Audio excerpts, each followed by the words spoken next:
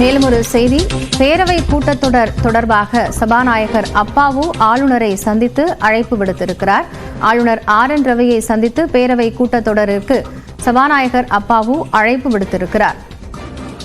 ஆண்டின் முதல் சட்டப்பேரவை கூட்டத்தொடர் திங்கட்கிழமை தொடங்க இருக்கிறது. இதையொட்டி சபாநாயகர் ஆளுநருக்கு அழைப்பு விடுத்திருக்கிறார். விவரங்களை செய்தியாளர் கோகுலிடம் கேட்கலாம். கோகுல், விவரங்கள் என்ன?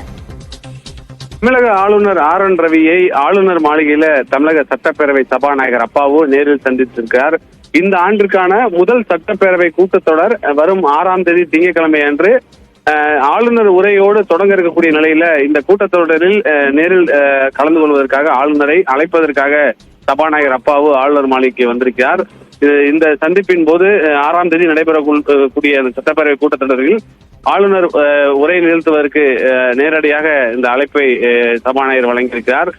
தொடர்ந்து ஏற்கனவே கடந்த ஆண்டு சட்டப்பேரவை கூட்டத்தொடரின் போது ஆளுநர் உரையை பாதியிலேயே முடித்துவிட்டு கிளம்பிய நிலையில இந்த ஆண்டு முழுமையாக ஆளுநர் அந்த உரையை படிப்பார் என்று சபாநாயகர் ஏற்கனவே தெரிவித்திருந்த நிலையில நேரடியாக ஆளுநர் மாளிகைக்கு வந்து தற்போது ஆளுநரை சபாநாயகர் அப்பாவு இந்த கூட்டத்தொடரில் கலந்து கொள்வதற்காக அழைப்பு விடுத்திருக்கிறார்.